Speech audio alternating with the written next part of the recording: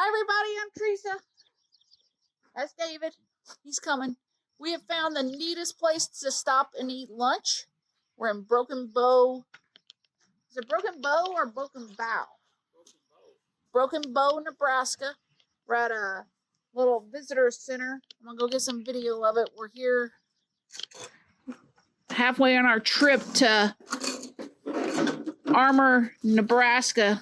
They've got a sod house up there. We're gonna go check out. We're also eating lunch. Okay, there's where we parked. We're right off Highway 2.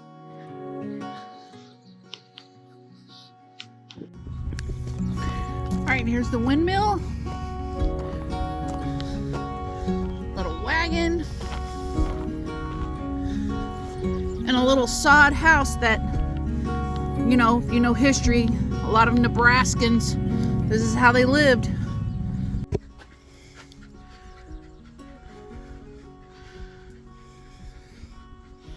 Dirt floor.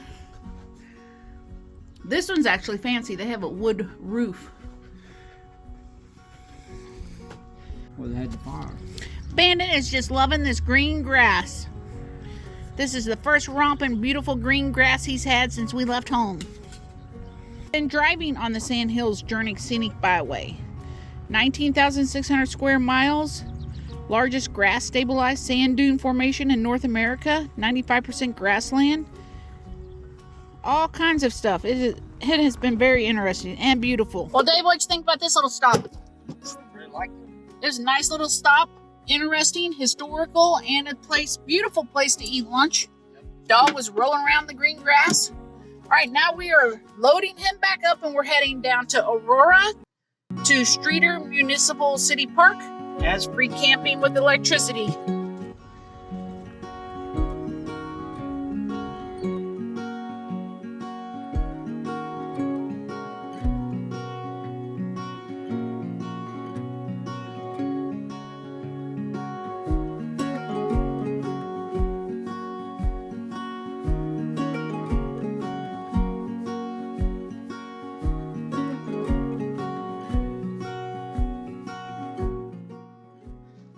So we were gonna take one of those spots up there by that black truck because we figured anybody in a truck or a van is gonna be quiet. But then we came over here and we found this spot.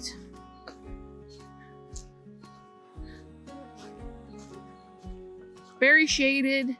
And what we found out last year at Yankton, South Dakota, is that people in big rigs like this, they don't come outside, they stay inside. So we'll see. We're pretty happy with this spot. You can see why this park is so popular. Free electricity and water, shaded for 4 days. All right, here's the entrance to the Streer Park. Deep well irrigation. During the 30s, Nebraska suffered one of the most serious droughts in recorded history. All parts of Nebraska, rainfall was far below normal. The experience resulted in increased use of deep well irrigation. Nebraska is fortunate in having a large supply of groundwater in the central part of the United States. Good job, Nebraska. That's how Playground. Big swimming pool over there. water slides and stuff. Yep. Streer Park camper RV site. You're invited to stay up to 4 days. We sincerely thank you. If you want to donate, there's a box right there. There's information. Okay, here is the campground. I think Dave said there's 15 spots. There's 1, 2, 3, 4, 5, 6, 7, 8, 9, 10, 11, 12, 13, 14, 15. Yep.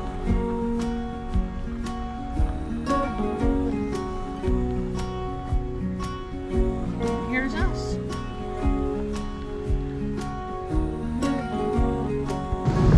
There's that round gas tank we were talking about.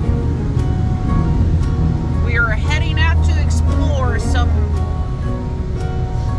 Pony Express history Oregon Trail history, and Sandhill Crane viewing. I gotta make my way through the weeds here. Just information about the Mormon Pioneer Trail and the swells and depressions seen in the ground ahead are from decades of wagons trotting through. All right, I'm gonna see if I can find a wagon wheel that has been trodden through. Okay, I don't know if you can see it, but here, this line right here is elevated and that over there is down. So I'm thinking that's what they're talking about. All right, we found a plaque on the other side too. Old California Overland Trail, extensively traveled by immigrants during the gold rush to California in 1849. Dave's out looking to see if he can find ruts, which I think is going to be kind of hard to do since the grass is all too tall. The video, the Crane Trust, Crane Hill Visitor Center, it's closed right now, but we are thinking about coming up here sometime for the Crane Hill migration.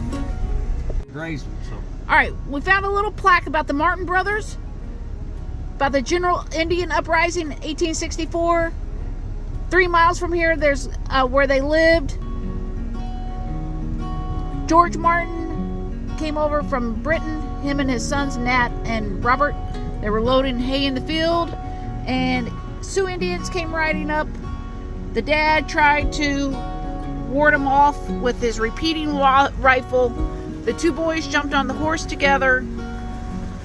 Robert, the arrow went through Robert's whole body and lodged in Nat's back, making them both fall off the horse. They both survived, but the Indians thought they died, so that's why they didn't scalp them. We're changing gears real quick. Now we're doing sandhill cranes. And y'all might think it's weird that I take pictures of every one of these little historical markers, put it on our video, but David does go back and he pauses and he reads them. So here we go, Sandhill Cranes. The Big Bend of the Platte River in central Nebraska is one of the most important staging areas for the spring migration of the world's largest population of sandhill cranes. Throughout the history of the Platte has also been a quarter of migration for native people and Euro-Americans. For both cranes and humans, the river has provided water, food, shelter, and sometimes a harsh food. We are planning on coming up here sometime and watching the sandhill crane migration. But until then, we're just going to take you over here. Dave said this used to be the parking lot, and they had to make that new parking lot where we parked. They have this new observation deck, and I told him that this is beginning to be quite a big deal. Like, a lot of people are starting to come up here and check this out. The Sandhill Crane viewing map.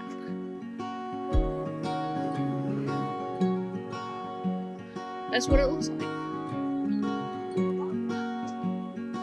And just up from that spot is another wildlife viewing of the Sandhill cranes.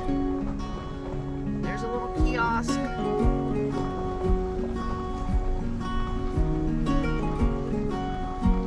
Apparently they must have bison in here somewhere. We haven't seen them yet.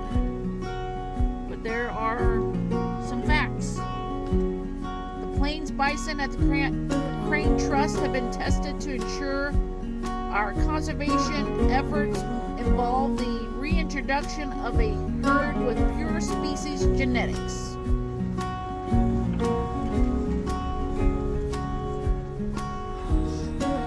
Sandhill crane.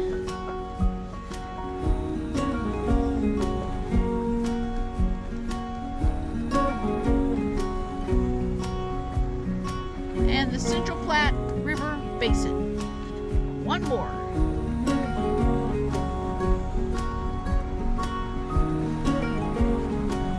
And the whooping crane. All right, we are moving on to another spot that hopefully will not be a viewing area. Pulled up to this little historical marker, and the drone is out there spraying fertilizer. The old Fort Carney Road, or Nebraska City Road, was a major route for freighters, soldiers, and gold seekers between 1849 and 1866. The road was also known as Oxbow Trail because it looped north from the site of old Fort Carney, future Nebraska City, to follow the south bank of the Platte River, connected with the main overland trail a few miles east of New Fort Carney. We're going to go out to New Fort Carney one of these days. Dave and I have already been there. All right. On to the next. We're having a big family gathering right here. They're all watching the drone operator, who's right back there on that platform. Oh, there it is.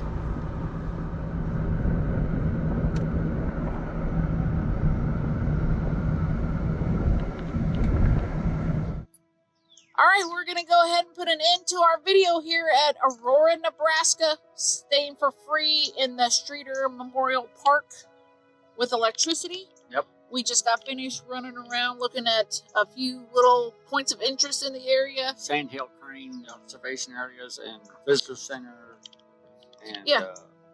memorial about the boys that got shot. The Martin brothers, that was Yes. interesting. Yep. And then we found that one little spot about the Mormon Trail. Yeah. Well, that had the- 1847. Yeah, they had the little wagon ruts. All right. Thanks for sticking with us. Wow, that truck was loud. Yep. We've got a whole bunch of playlists. We went up to North Dakota, South Dakota. Now we're in Nebraska, heading back home to Missouri. We have a 1-year-old birthday party we have to be back for in about 4 days. But we are going to stop off tomorrow. Be looking for the video on the Homestead National Historical Site in Beatrice. Yep, we're excited about that. All right, Dave, anything else you want to add? Nothing I can think of. All right, America's beautiful. Get out and see it. Like, subscribe if you want to. We'll see you on the road.